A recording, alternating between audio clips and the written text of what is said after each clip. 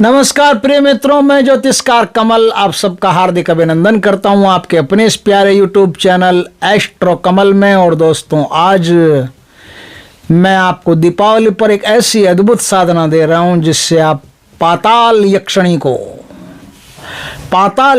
को 125 मंत्रों में ही अपनी तरफ आकर्षित कर सकते हो।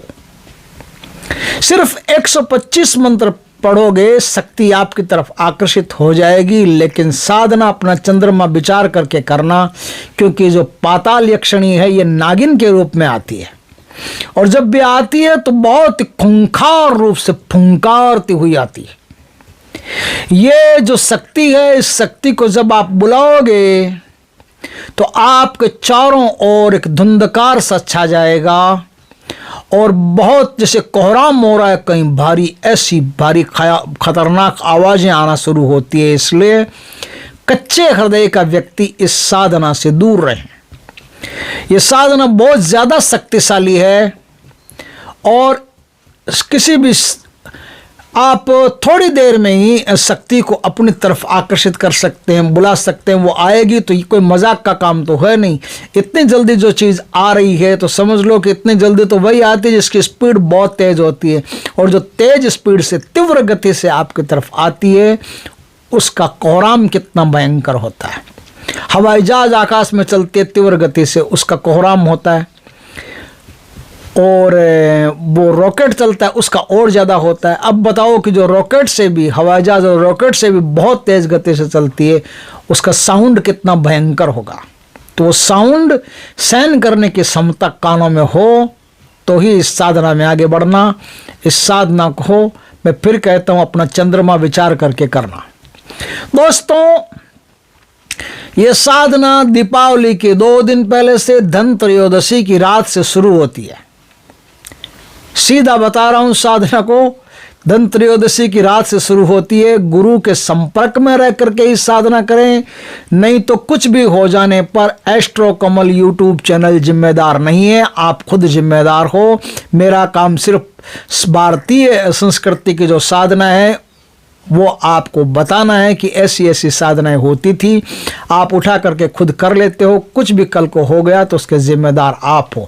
साधना मुझे लगी खतरनाक साधना, इसलिए मैंने कहा कि इस साधना को बता देना चाहिए।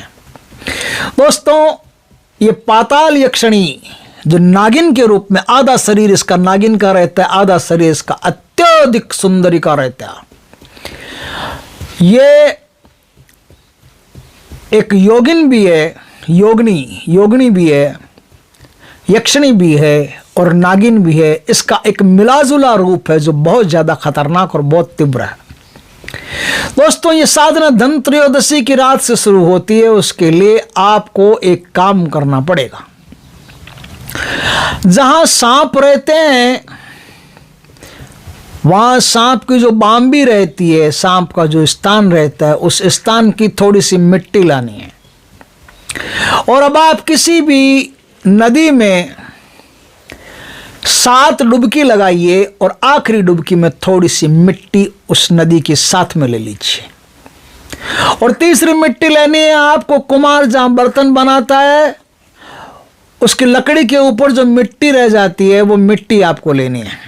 ये तीनों मिट्टियां ला करके उन तीनों मिट्टियों से एक ऐसी मूर्ति बनानी है जिस मूर्ति में आधा शरीर तो नागिन का हो और आधा शरीर स्त्री का हो। ऐसी एक देवी का चित्र बनाइए आप, ऐसी एक देवी की मूर्ति बनाइए।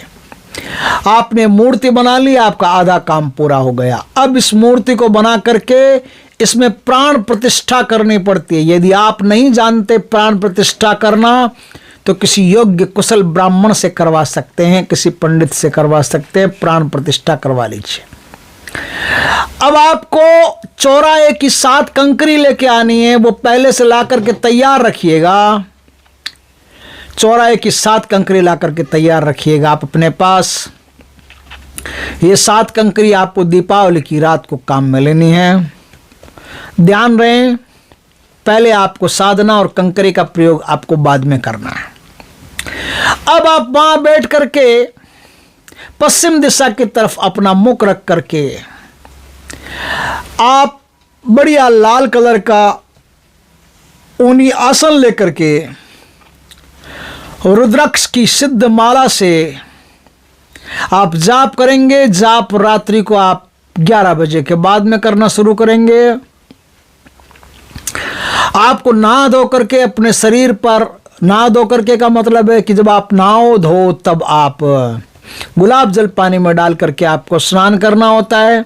उसके बाद में चमेली का इत्र अपने शरीर पर लगाना होता है। चमेली का इत्र अपने शरीर पर लगा करके फिर इस साधना को करना होता है। साधना में चमेली के तेल का दिया आपको जलाना पड़ता है। दिए की लो आपकी तरफ रहेगी और जो मूर्ति है, मूर्ति के सामने अनाज का एक ढेर यानी गेहूं का या चावल का ढेर लगा करके उस ढेर के ऊपर आपको दीपक को स्थापित करना है। दीपक की पंचोपचार पूजा करके दीपक में लौंग इलायची डाल करके फिर इस दीपक को आप प्रज्वलित करें। प्रज्वलित करके फिर अब आप मंत्र का जाप करना शुरू करें। मंत्र का जाप करने से पहले ध्यान रखना कि यदि आपने गुरु मंत्र का जाप किया है, गुरु साधना की है, तो इसमें हाथ डालना, अन्यथा मुश्किल हो सकती है। तो गुरु मंत्र का जाप किया हो वो लोग इस साधना को आप शुरू कर सकते हैं। कपड़े आपके लाल कलर के हों तो ज़्यादा बढ़िया है। एक धोती रहेगी और कोई कपड़े रहेंगे नहीं। जनेऊ वगैरह हो तो ठीक है, बाकी एक धोती, लाल कलर की धोती, एक ऊपर गमछा ओढ़ सकते हैं। बिना सिले हुए कपड़े पहन करके साधना करनी है। सब चीज़ मैंने बता दी है आपको अच्छी तरह से। अब इस साधना को आप कीजिएगा। 3 दिन आपको ये साधना करनी है। 3 दिनों में प्रतिदिन आपको 125 मंत्रों के जाप करने हैं। संकल्प के साथ में जाप करना है कि हे पाताल यक्षिणी, मैं आपको बुलाने के लिए इस साधना को कर रहा हूं, मुझ पर कृपा करें। और बड़े प्यार से उनसे बातें कीजिएगा। पहले उनकी कल्पना कीजिएगा कि जैसे मैंने बताया ना चित्र, एक ऐसी स्त्री जिसका आधा शरीर नागिन का है, आधा शरीर यक्षिणी का है, बहुत सुंदर है, स्वर्णाभूषणों से सुसज्जित है। इस प्रकार का आप कल्पना कीजिए। कल्पना करके फिर आप 3 दिन तक 125 मंत्रों का रोज जाप कीजिएगा। रोज जाप करेंगे। ये अगर आप अपने घर में नहीं करें तो ज़्यादा बढ़िया रहेगा, क्योंकि मेरी तो सलाह यही है कि इस साधना को किसी एकांत स्थान पर करें और खुले स्थान पर करें, ज़्यादा बढ़िया रहेगा। ये किसी तालाब के किनारे करें, नदी के किनारे करें तो ज़्यादा बढ़िया रहेगा। यह साधना जल्दी सिद्ध होगी। घर में यह साधना सिद्ध होने की संभावना कम रहती है, तो वहाँ इस प्रकार की व्यवस्था बना करके आप साधना कर सकते हैं। अब आप जो मंत्र है उस मंत्र का 125 बार जाप करें। 3 दिन ऐसा जाप कर लें। 3 दिन जाप करने के बाद में फिर आप 21 बार अलग से जाप करके उन 7 कंकरियां जो है 7 कंकरियों पर आप फूंक मार दें। और अब जाप करते करते एक एक कंकरी को आप मूर्ति के ऊपर मारते जाएं। जैसे ही 7वीं कंकरी आप मारेंगे तुरंत या तो मूर्ति फटेगी, उसमें से निकल जाएगी, नहीं तो कैसे भी वो आ सकती है। उसके आने की स्टाइल वही जानती है वो कैसे आ सकती है, लेकिन वो आएगी तब ऐसे लगेगा जैसे कई बिजलियां एक साथ कड़की है, ऐसे लगेगा जैसे भूकंप आ गया है। इस प्रकार से एक बहुत खतरनाक साउंड होगी, बहुत खतरनाक भूचाल सा आपको महसूस होगा। साधना अच्छी तरह से ध्यान रखना कि बहुत बढ़िया सुरक्षा घेरा हो, उसको लगा करके ही साधना करें तो बढ़िया रहेगा। अगर सुरक्षा घेरा के बिना साधना की तो कुछ भी हो सकता है, उसके जिम्मेदार आप। तो दोस्तों इस प्रकार से मैंने ये साधना बताई है। साधना अपने आप में बहुत ज़्यादा खतरनाक साधना है और जो जीवट वाले हिम्मत वाले लोग हैं वही इसको कर सकते हैं। तो गुरु से दीक्षा लेकर के बाकायदा विधि विधान से इसको साधना करें। अगर आप चाहते हैं कि मुझे पाताल यक्षिणी को नहीं बुलाना, सिर्फ पाताल यक्षिणी की कृपा चाहिए, तो सिर्फ इस मूर्ति को बना करके 7 कंकरी मत मारना। सिर्फ इस मूर्ति को बना करके आपको ये जो बाकी विधि विधान पूरा कर लेना है। सिर्फ मूर्ति को बना करके पूरा विधि विधान करके अब आप मूर्ति को विसर्जन कर दें, माला को भी विसर्जन कर दें, कंकरी वंकरी अपने साथ में रखें नहीं।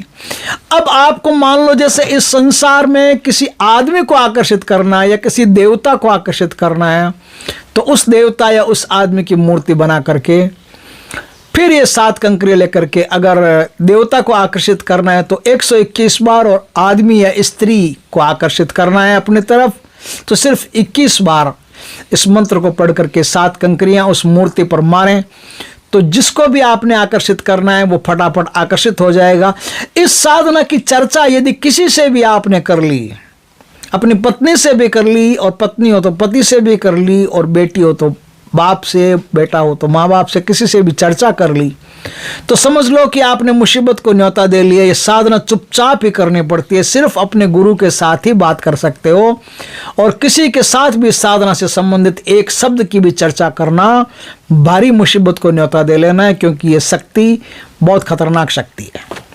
तो दोस्तों, इस प्रकार से मैंने ये साधना आपको बता दी है कि ये बहुत डेंजर साधना है, जो अपना अच्छी तरह से विचार करके फिर इस साधना में उतरे। लेकिन सिर्फ 3 रातों में ये शक्ति 125 मंत्रों में सामने आ सकती है, और जो मांगेगा साधक, जो साधक की इच्छा होगी वो इच्छा तत्काल पूर्ण करने में ये शक्ति समर्थ है। ये शक्ति आकाश से, पाताल से, कोई भी चीज़ हो साधक को ला करके देने में सक्षम है। साधक यदि कहे कि मैं आपको मित्र के रूप में, या प्रेमिका के रूप में, बहन के रूप में, किसी भी जिस रूप में आप रखना चाहें उस रूप में रख सकते हैं। प्रेमिका या और कोई रूप में रखे तो फूलों की माला उसको गले में पहनानी पड़ती है, नहीं तो फूल उसे चढ़ाने पड़ते हैं, उसे देने पड़ते हैं। फूलों की माला उसे खुद उनके हाथ में देनी पड़ती है।